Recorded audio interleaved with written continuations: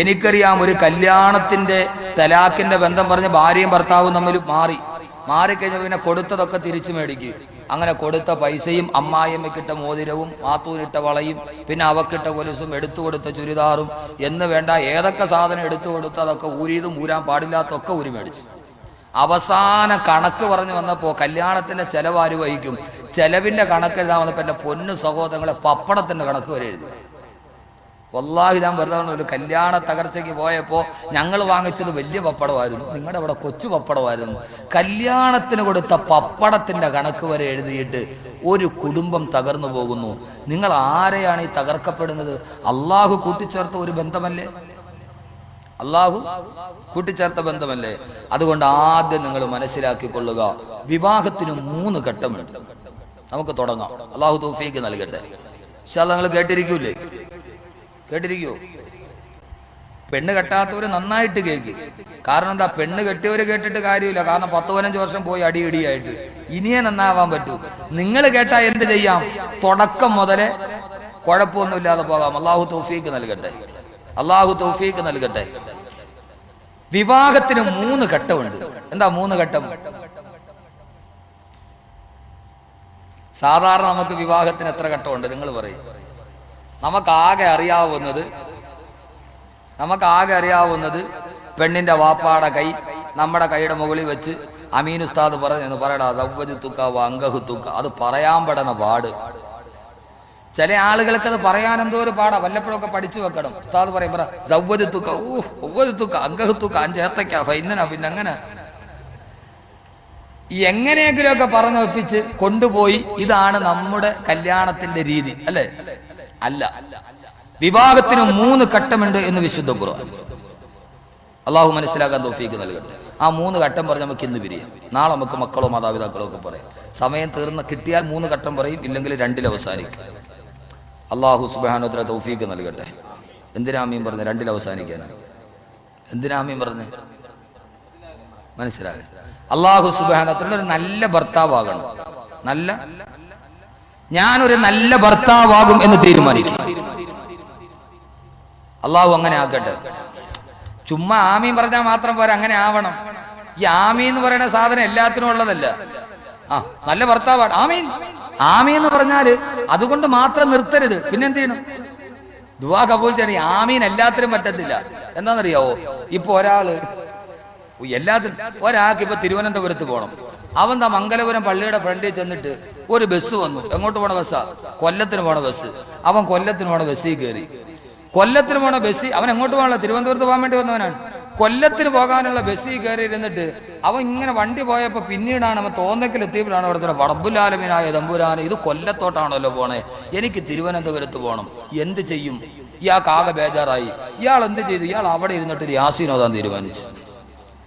കൊല്ലത്തിന് പോണ fast passenger ഇരുന്ന് ഇയാളൊരു യാസീൻ ഓതി കുൽഹുവല്ലാഹു അതൊക്കെ ഓതിയിട്ട് അവസാനം ഇയാൾ ദുആ ചെയ്തു, റബ്ബുൽ ആലമീനായ തമ്പുരാനെ, ആകാശവും ഭൂമിയും കാണുന്ന ഗോളങ്ങളൊക്കെ പടച്ച തമ്പുരാനെ, അത്രയ്ക്ക് വിഷമമൊന്നും ഇല്ലാത്തൊരു ചെറിയ കാര്യം നീ എനിക്ക് ചെയ്തതാ പടച്ചവനെ, എന്നെ നീ നേരെ തിരുവനന്തപുരത്ത് എത്തിക്കാൻ വന്നാൽ അള്ളാഹ് എത്തിക്കുവോ? ആകാശം ഭൂമിയൊന്നും പടച്ചത്രയും വലിയ വിഷയമൊന്നുമില്ല ട്രാൻസ്പോർട്ട് ബസ് തിരിക്കാൻ. അള്ളാഹുടെ വരെ പടച്ചവനെ, ഈ ട്രാൻസ്പോർട്ട് ബസ് ഒന്ന് തിരിച്ചിട്ട് എന്നെ നേരെ നീ തിരുവനന്തപുരത്ത് എത്തിക്കാൻ പറഞ്ഞ അവിടെ നടക്കൂല. യാസീൻ ഓതിന്റെ പ്രതിഫലം ആഖിറത്തിൽ കിട്ടുകയോ കിട്ടാതിരിക്കുകയോ ചെയ്യാം. യാസീൻ ഓതിന്റെ പ്രതിഫലം ആഖിറത്തിൽ കിട്ടുകയോ കിട്ടാതിരിക്കുകയോ ചെയ്യാം. പക്ഷെ ഇവൻ തിരുവനന്തപുരത്ത് എത്തുന്ന പ്രശ്നം ഇല്ല. ഇവൻ എന്ത് ചെയ്യണം? വണ്ടി നിർത്തി അവിടെ നിറങ്ങി തിരുവനന്തപുരത്തുള്ള ബസ്സിൽ കയറിയിട്ട് പറഞ്ഞു, പടച്ചോനെ വണ്ടിയൊക്കെ ഞാൻ മാറി കയറിയിട്ടുണ്ട്, ഇനി നീ എന്നെ ഒരു യാസീൻ ഓതുവാച്ചാണ്, നീ എന്നെ അപകടമില്ലാതെ തിരുവനന്തപുരത്ത് എത്തണം. അപ്പൊ ആദ്യം ആമീൻ പറഞ്ഞാൽ പോരാ, വണ്ടി മാറി കയറാം. ആദ്യം വണ്ടി മാറിക്കയറണം. വണ്ടി മാറിക്കയറിയിട്ട് ഞാൻ ഖുർആൻ പറയുന്ന ഒരു ഭർത്താവായി മാറുമെന്ന് തീരുമാനിച്ച് ഇവിടെ വെച്ച് നമ്മൾ മാറ്റണം. എന്തിനാ സഹോദര? 10-30 വർഷം ഈ ഭൂമിയിൽ ജീവിക്കാൻ അല്ലാഹു അവസരം തന്നു. കയ്യിലൊരു പെണ്ണിനെയും പിടിച്ചേൽപ്പിച്ചു. എന്നും അടിയും ബഹളവുമായി കണ്ണുനീരും കയ്യുമായി എന്തിനാ അല്ലാഹു ദുനിയാവിൽ തന്ന സ്വർഗം നരകമാക്കുന്നത്? ഈ അങ്ങോട്ടും ഇങ്ങോട്ടും അടിച്ചും പറഞ്ഞ് ജീവിച്ചിട്ട് എന്താ നമുക്ക് നഷ്ടപ്പെട്ടു പോയത്? ഒന്നും നമുക്ക് നഷ്ടപ്പെട്ടില്ല. അതുകൊണ്ട് നമ്മൾ ആദ്യം അറിയുക, വിവാഹത്തിന് 3 ഘട്ടമുണ്ട്. എത്ര ഘട്ടമുണ്ട്? 3 ഘട്ടം. ഒന്നാമത്തെ ഘട്ടം ഏതാ? ഈ 3 ഘട്ടത്തെ കുറിച്ച് നിങ്ങൾ ബോധമുണ്ടെങ്കിൽ ഖുർആനിലെ ഭാര്യയും ഭർത്താവുമായി നിങ്ങൾ പറയും. അള്ളാഹു വല്ലൈലി ഇദാ യഗ്ശായിൽ പറഞ്ഞ ഭൂമി ഭർത്താവ്, ഖുർആൻ പറഞ്ഞ എന്താ? ഭർത്താവ് പകലാണ്, ഭാര്യ രാത്രിയാണ്. വല്ലൈലി ഇദാ യഗ്ശാ വന്നഹാരി ഇദാ തജല്ലാ വമാ ഖലഖ ദക്കറ വൽ ഉൻസ. അള്ളാഹ് പറയാണ്, ആണിനെയും പെണ്ണിനെയും സൃഷ്ടിച്ച അള്ളാഹുവിനെ തന്നെയാണ് സത്യം. രാത്രിയും പകലും പറഞ്ഞിട്ട് അള്ളാഹുവിന് ആണിനെയും പെണ്ണിനെയും പറഞ്ഞ എന്താ? അത് കഴിഞ്ഞിട്ട് അള്ളാഹ് പറയാ, ഇന്ന സയ്യക്കും ലശത്ത, നിങ്ങൾക്ക് ഓരോരുത്തർക്കും അവരവരുടെ ജോലിയുണ്ട്, അവരവർക്ക് അവരവരുടെ ജോലി. അതുകൊണ്ട് നാം നമ്മുടെ ഖുർആനിലെ ഭാര്യയും ഭർത്താവുമാകണോ? ഖുർആനിൽ എത്രയോ ഭാര്യയും ഭർത്താവും, ഒരു ഭാര്യയും ഭർത്താവും എന്നപ്പോ വീട്ടിലേക്ക് ഒരു അതിഥി വന്നു, അവർക്ക് ഭക്ഷണം വെച്ച് കൊടുത്തത് പോലും ഖുർആന്റെ പ്രമേയമായി മാറി. ചില സമയം പോലെ നമുക്ക് പറയാം. അള്ളാഹു പറയുകയാണ്, വിവാഹത്തിന്റെ ഒന്നാമത്തെ ഘട്ടം ഏതാ? വിവാഹത്തിന്റെ ഒന്നാമത്തെ ഘട്ടം സഹോദരങ്ങളെ, വിവാഹപ്രായമെത്തിയ ഒരു മനുഷ്യന് വേണ്ടി, പുരുഷന് വേണ്ടി പിതാവ് ഒരു ബ്രോക്കറോട് പറഞ്ഞ, ബ്രോക്കർ എവിടെയൊക്കെയോ ഫോട്ടോ കാണിച്ച് ഒരാളെ വിളിച്ചു കൊണ്ടുവന്ന് കണ്ട് പെണ്ണ് കാണൽ ഉറപ്പിച്ച് മംഗലാപുരം AR ഓഡിറ്റോറിയത്തിൽ വെച്ച് നടക്കപ്പെടുന്ന നിക്കാഹല്ല. വിവാഹത്തിന്റെ ഒന്നാമത്തെ ഘട്ടം ഏതാണെന്നറിയുമോ? അള്ളാന്റെ തിരുദൂതര് പറയുകയാ, ഒരു കുട്ടി ഉമ്മാന്റെ ഗർഭാശയത്തിൽ 4 മാസം പ്രായമാകുമ്പോ ഇവിടെ ഒരുമിച്ച് കൂടിയ ഭാര്യ ഭർത്താക്കന്മാരെ ഈമാൻ ഉറയ്ക്കുക, ഈ വാക്ക് നിങ്ങൾ കേൾക്കുക, എന്നാൽ നിങ്ങളുടെ ജീവിതം സ്വർഗമാണ്, സ്വർഗമാണ്. അള്ളാന്റെ തിരുദൂതര് പറഞ്ഞു, 4 മാസം പ്രായമാകുമ്പോൾ ഞാനും നിങ്ങളും ഉമ്മാന്റെ ഗർഭാശയത്തിൽ 4 മാസം പ്രായമുണ്ടാകുമ്പോ അള്ളാഹു ഒരു മലക്കിനെ പറഞ്ഞു വിടും. ആ മലക്ക് ഗർഭാശയത്തിൽ കിടക്കുന്ന കുഞ്ഞിന് റൂഹൂതുമത്രേ. 4 മാസമാകുമ്പോഴാണ് റൂഹൂതുക. അപ്പോഴാണ് കയ്യും കാലും അനങ്ങാൻ തുടങ്ങുക. ഭാര്യ ഭർത്താവിനോട് പറയും, കുട്ടി വാപ്പാൻ അന്വേഷിക്കാൻ തുടങ്ങിയിട്ടുണ്ട്, അകത്ത് കിടന്ന് അവൻ അനങ്ങാൻ തുടങ്ങിയിട്ടുണ്ട്. 4ാമത്തെ മാസം റൂഹൂതുമ്പോ അള്ളാന്റെ തിരുദൂതര് പറയുകയാണ്, ഗർഭാശയത്തിൽ കിടക്കുന്ന കുട്ടിയുടെ ഭാവിയിലേക്കുള്ള സർവ്വതും അല്ലാഹു തീരുമാനിക്കും. അവനിനി എത്ര ഭക്ഷണം കഴിക്കണം, അവൻ എത്ര നാൾ വരെ ആയുസ്സുണ്ടാകണം, എല്ലാം അല്ലാഹു തീരുമാനിക്കും. ആ തീരുമാനത്തിന്റെ കൂടെ ഇവന്റെ ഭാര്യ ആരായിരിക്കണം? ആ പെണ്ണാണ് ഗർഭാശയത്തിൽ കിടക്കുന്നതെങ്കിൽ അവളുടെ ഭർത്താവ് ആരായിരിക്കണം? അവൻ കറുത്തവനാകണോ? അവൻ വെളുത്തവനാകണോ? അവൻ ഗൾഫുകാരനാകണോ? അവൻ ഓട്ടോറിക്ഷ ഓടിക്കുന്ന തൊഴിലാളിയാകണോ? അവൻ പാവപ്പെട്ട കൂലിപ്പണിക്കാരനാകണോ? അതല്ല കച്ചവടക്കാരനാകണോ? അല്ലാഹു സുബ്ഹാനഹു വ തആല 4ാമത്തെ മാസത്തിന് ഗർഭാശയത്തിൽ മലക്കിനെ കൊണ്ടെഴുതി വെക്കും, ഇവന്റെ ഭാര്യയാകണം, ഇവന്റെ ഭർത്താവാകണം. ആ ഭാര്യയും ഭർത്താവിനെയും അള്ളാഹു 4ാം മാസത്തിൽ ആലോചിച്ച വിവാഹം അള്ളാഹു എഴുതി വെച്ച വധൂവരന്മാരുടെ പേര് 25 വർഷം കഴിയുമ്പോ ആരൊക്കെയോ ചെന്നിട്ട് ആ പെണ്ണിനെ വലിച്ചു കൊണ്ടുവരികയാണ്, ആരൊക്കെയോ ചേർന്നിട്ട് ആ പുരുഷനെ കൊണ്ടുവരികയാണ്. അവർ രണ്ടുപേരും ജീവിതത്തിൽ ഒന്നാകുന്നതാണ് വിവാഹത്തിന്റെ 2ാം ഘട്ടമെന്ന് നബി മുഹമ്മദ് മുസ്തഫ. വിവാഹത്തിന്റെ 1ാം ഘട്ടം എവിടെയാണ് നടക്കുന്നത്? ബ്രോക്കറില്ല, പള്ളി കമ്മിറ്റിക്കാരില്ല, റെക്കോർഡുകളില്ല.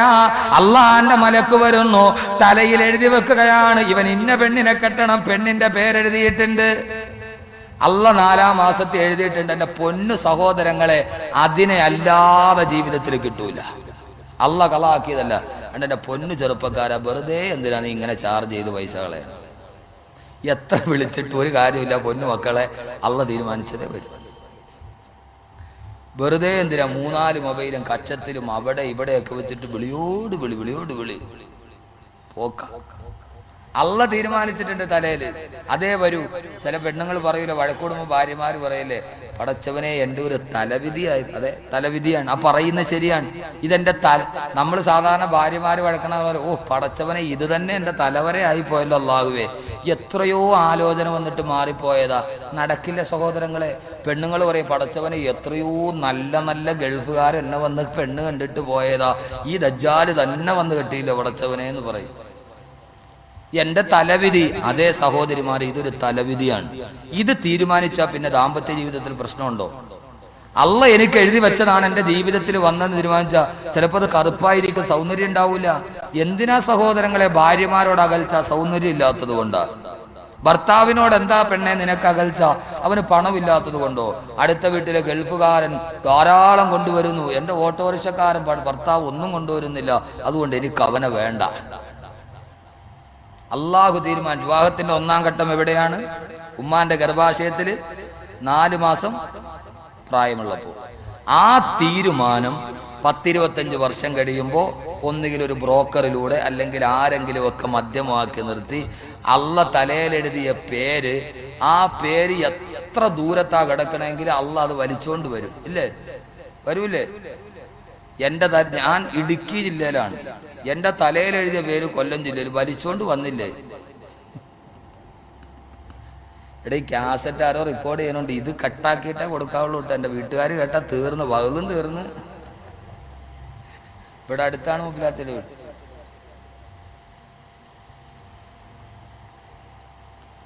അറബികളെ വിവാഹം കഴിക്കുന്ന പെണ്ണുങ്ങളില്ലേ, അള്ള എഴുതിയതാണ്. അങ്ങനെ വിവാഹത്തിന്റെ ആദ്യത്തെ ഘട്ടം കഴിഞ്ഞു. ഇപ്പൊ നമ്മൾ നിൽക്കുന്നത് എവിടെയാണ്? രണ്ടാമത്തെ ഘട്ടം. ഈ രണ്ടാമത്തെ ഘട്ടത്തെ കുറിച്ച് ഖുർആൻ എങ്ങനെ പറഞ്ഞു? അങ്ങനെ ജീവിച്ചാൽ നമുക്ക് മൂന്നാമത്തെ ഘട്ടത്തിലെത്താം. അള്ളാഹു തൗഫീഖ് നൽകട്ടെ. എന്താ രണ്ടാമത്തെ ഘട്ടം? ഖുർആൻ അള്ളാഹു പറയുകയാണ്, രണ്ടാമത്തെ ഘട്ടം വിവാഹത്തോടെ തുടങ്ങുകയാണ്. 2 സാക്ഷികൾ വധുവിന്റെ പിതാവിന്റെ കൈ നിന്റെ കൈവെള്ളയിലോട്ട് വരികയാണ്. ആ കൈവെള്ളയിലേക്ക് പിടിച്ചിട്ട് വധുവിന്റെ പിതാവ്, നിന്റെ ഭാര്യാപിതാവ്, സഹോദരാ കേൾക്കണേ, നിങ്ങൾ ഏതോ ഒരു ഓഡിറ്റോറിയത്തിന്റെ അല്ലെങ്കിൽ ഒരു പള്ളിയുടെ മിഹ്റാബിന്റെ കീഴ മുഅ്മിനീങ്ങളെ സാക്ഷി നിർത്തി 2 സാക്ഷികൾ വധുവിന്റെ പിതാവ് അവന്റെ കൈവെള്ളയെടുത്തിട്ട് നിന്റെ കൈവെള്ളയിലേക്ക് വെച്ച് തരികയാണ്. ചെറുപ്പക്കാരാ കേൾക്കണേ എന്റെ പ്രിയപ്പെട്ട ഭർത്താക്കന്മാർ, എന്തിനാണ് ആ പിതാവിന്റെ കൈവെള്ള എടുത്തിട്ട് നിന്റെ കൈവെള്ളയിലേക്ക് വെച്ചത്? അത് വെറുതെ വെച്ചതല്ല. ആ പിതാവ് നിക്കാഹിന് വിൽക്കുമ്പോൾ നിന്റെ ഭാര്യയുടെ പിതാവിന്റെ മനസ്സിൽ കടല് പോലെ തിരമാലകൾ ഇരമ്പുകയാണ്. അവന്റെ മനസ്സിൽ 1000 ആശങ്കയാണ്. അല്ലാഹുവേ, 18 വർഷം താടത്തുമ്പക്കാർ തോളത്തുമ്പക്കാർ വളർത്തിക്കൊണ്ടുവന്ന എന്റെ പൊന്നുമോൾ, അല്ലാഹുവേ, ജീവിതത്തിൽ കൺമണിയെപ്പോലെ കാത്തു സൂക്ഷിച്ച എന്റെ പൊന്നുമോൾ, ആ പൊന്നുമോളെ എവിടെയോ കിടന്ന ഒരു ചെറുപ്പക്കാരന് ഒരാഴ്ച മുമ്പോ 1 മാസം മുമ്പോ കണ്ട് പരിചയപ്പെട്ട ഒരു അപരിചിതന്റെ കയ്യിലോട്ട് വെക്കുകയാ. ആ സമയത്ത് ആ പെണ്ണിന്റെ വാപ്പയുടെ മനസ്സിന്റെ ദുഃഖം എന്താ? അയാള് കൈവെള്ള എടുത്തിട്ട് നിന്റെ കൈവെള്ളയിലോട്ട് വെക്കുന്നത് എന്താ? എന്റെ പ്രിയപ്പെട്ട പുതുമണവാള, ഇത്രയും നാൾ കൈവല്യം പോലെ കൈവെള്ളയിൽ കാത്തു സൂക്ഷിച്ച എന്റെ കൺമണിയെ നിന്റെ കയ്യിലേക്ക് ഞാൻ തരുകയാണ്. ഒരു മാടപ്പിറാവിനെ പോലെ നിന്റെ കൈവെള്ളയിലോട്ട് വെച്ച് തരികയാ. നിക്കാഹ് നടക്കുമ്പോൾ വധുവിന്റെ പിതാവ് നിന്റെ കൈവെള്ളയിലോട്ട് വെക്കുന്നത് വെറും കൈയല്ല, അവന്റെ പൊന്നുമോളുടെ ജീവിതമാണ് കൈവെള്ളയിലോട്ട് വെച്ച് നൽകുന്നത്. എന്റെ പൊന്നുമോളെ നീ ദുഃഖിപ്പിക്കരുതേ, അവളെ കരയിപ്പിക്കരുതേ, അവളുടെ കണ്ണുനീര് വീടരുതേ.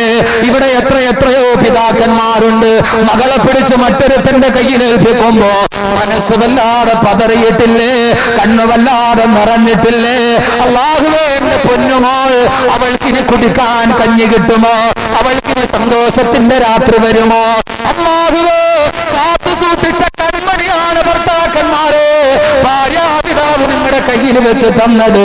നിങ്ങൾ ഏറ്റെടുത്തതൊരു ജീവിതമാണ്. ആ ജീവിതത്തെ കുറിച്ച് അല്ലാഹു പറയുന്നത് എന്താ?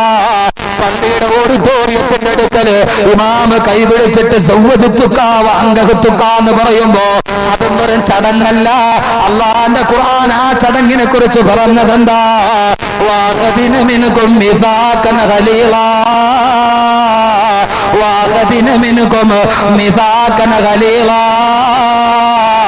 ഇതൊരു ബലിഷ്ഠമായ ഉടമ്പടിയാ, ഇതൊരു ബലിഷ്ഠമായ ഉടമ്പടിയാ.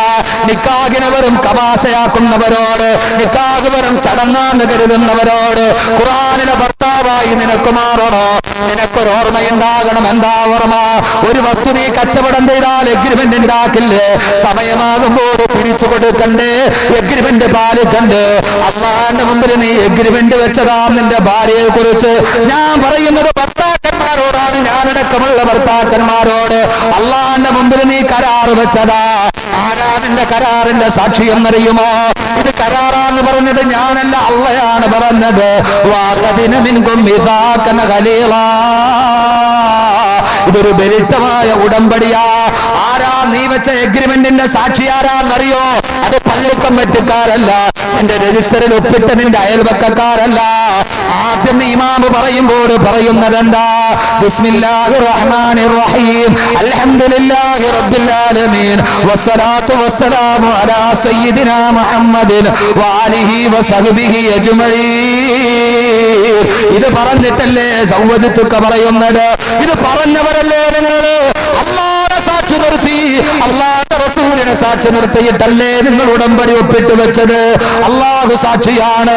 റസൂലുള്ളാഹിയുടെ നാമത്തിൽ അല്ലാഹുവേ ഈ പെണ്ണിനെ ഞാൻ എന്റെ ജീവിതത്തിൽ സംരക്ഷിച്ചോളാമെന്ന് പറഞ്ഞ് നിങ്ങൾ എഗ്രിമെന്റ് ഒപ്പിട്ട് വാങ്ങിച്ചവരല്ലേ?